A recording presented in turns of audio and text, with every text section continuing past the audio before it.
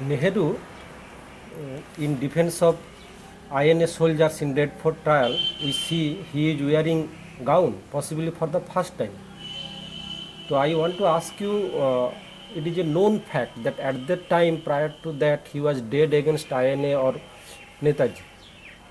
Then why he is trying to help INA soldiers?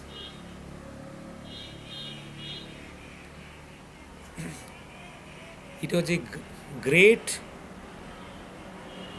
deception plan by Nehru. He is successful there. He was against INA. He was against Subha Netaji before the INA trial, in the INA trial, also after the INA trial. No doubt about that. But he could cheat the people of India. He could deceive.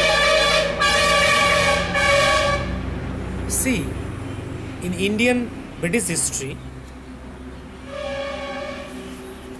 the people's movement in India in late 45 and 46 came to such a level that no other movement in British Indian history cannot be compared with. And in such a popular movement, no politician who is aspirant politician about the future can keep himself away from the movement. The more you keep yourself away from the movement, chance of becoming unpopular. Rather, to stay in the movement is to bring popularity to the self. That's the design. That's the compulsion. Nehru is an aspirant politician. He wants to be a ruler. And he must be popular by cheating or deceiving, whatever it may be. And he did this here.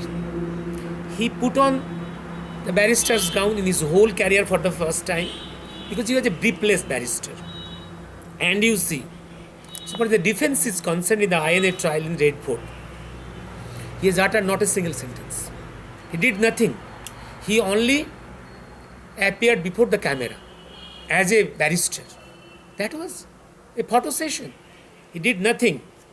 And what he did, in good faith, the INA soldiers placed before him many records of the INA. And subsequently, you see, nothing is deposited back to any archive. His majority of them is destroyed. And see subsequently. And he became popular in the people's mind of India, also in the INA. And they reaped the fruit from here.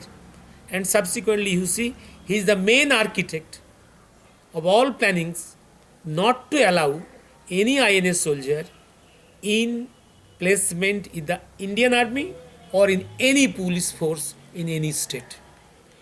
He was against Subhash Bose and INA. He also, after the INA trial, was the same man, enemy of the INA, enemy of the Subhash Bose, and enemy of the India's nationalism. Next. Then you want to say that he went to Singapore with same design.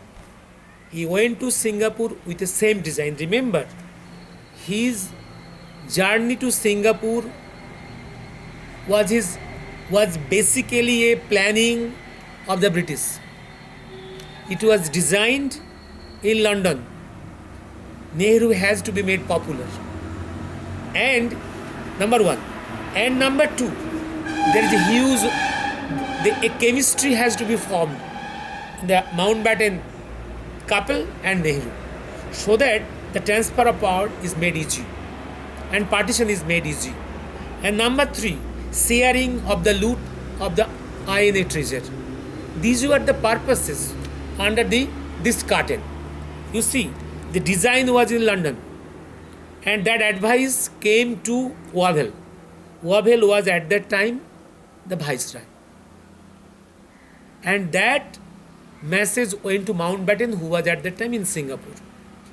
And after this advice, Mountbatten invited Nehru. And you see, and this will be clear from the speeches Nehru memorial speeches from 1966 to 1971. All these speeches, 1971, yes, 1971, oh, this is 91, I think 91. All these speeches collected in a volume, and all these conspiracies are clear from this in this volume. First, you see, he went to Singapore in a charter plane. The plane was chartered by the Nawab of Bhopal, who is the leader of the Muslim League. And Nehru went to see there to Singapore. He was instructed the people of India to garland INA Memorial. But he did not garland the INA Memorial under the instruction of Mountbatten. And that instruction, and this is told by the Mountbatten himself in his Nehru Memorial speech. Then you see, there the good chemistry is made in between Edwina, Mountbatten and Nehru. This is also clear from the Mountbatten's Nehru Memorial speech.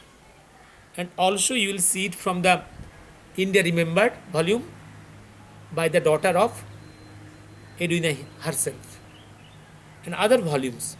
And then came the good chemistry is individual physical chemistry is there, and that has helped. You will see the Mountbatten is telling himself that relation of Nehru with Edwina and Mountbatten has helped him in his viceroy days in Delhi in the transfer of power after partition of India. Then the chapter of the looting of the INA treasure, and that is done under the behind the curtain of these so many these facts.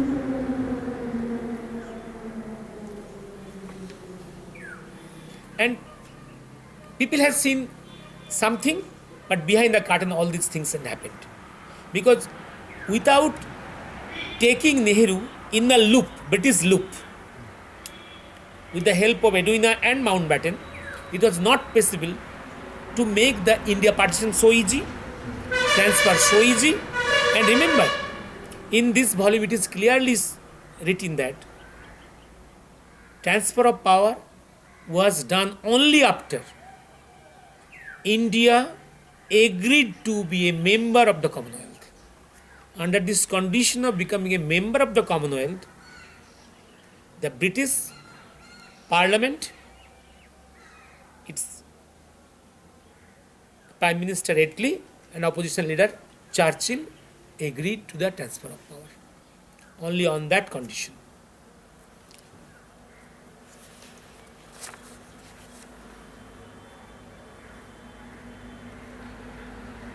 The latter, I think Nehru or British, whatever you may say, they were able to some extent buried the INA issue from Indian minds.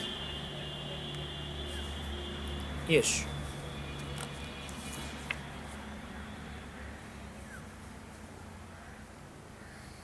I am quoting from one area of Mountbatten's own speech in the memory of Nehru.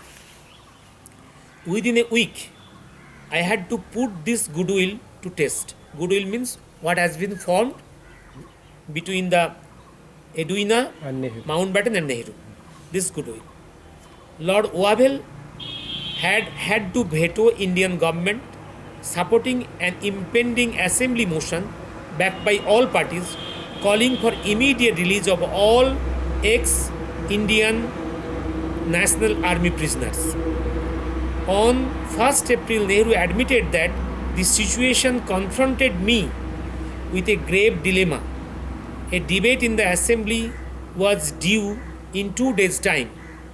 It could not again be postponed.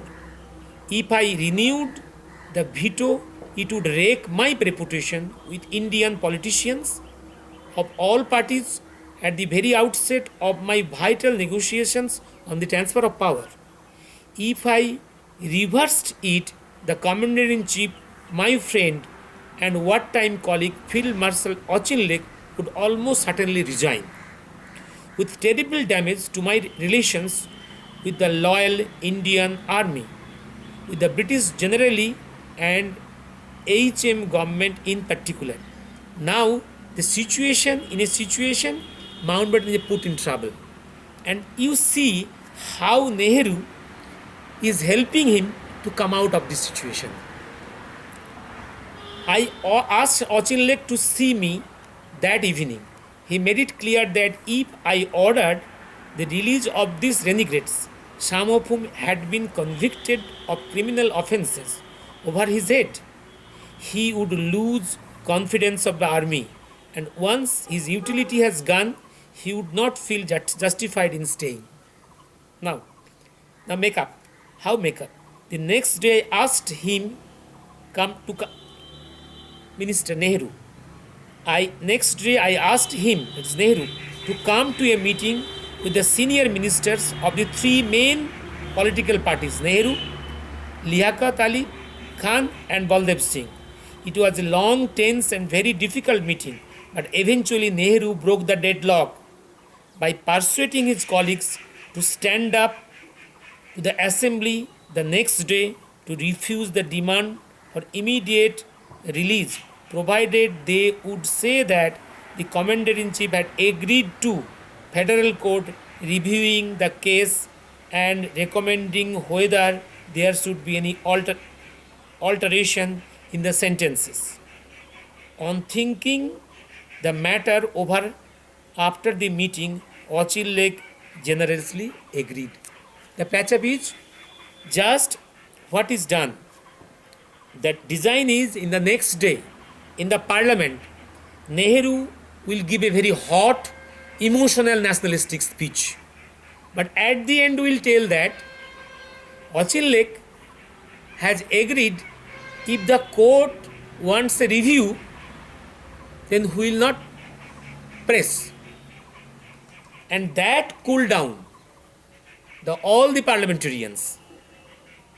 And this is one step, first step, how the people was cooled down. That Federal Court will agree to review of the judgment. First step. And Nehru will give an emotional nationalistic speech. But this is the strategy taken by these persons. The first step. Then the other steps. And remember, these Congress leaders gave word to the INA soldiers, they look after them. But they cheated. You have seen, after the transfer of power, none was allowed to join the INA. And also, you will get the same conspiracy from the speech of Jain Chaudhary, who made a Nehru memorial speech. And in one part, he has expressed his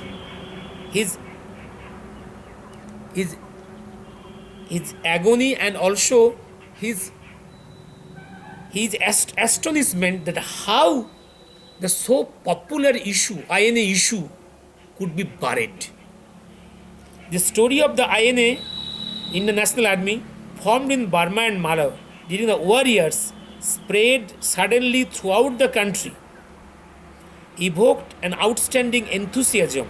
The trial by court-martial of some of its officers aroused the country as nothing else had done, and they became the symbols of India fighting for the freedom. They became also the symbol of unity among the various religions in India, for Hindu, Muslims and Sikh and Christians were all represented in the army. They had solved the communal problem amongst themselves, and so why should we not do so? And subsequently has expressed such a issue could be buried by the conspiracy of these leaders.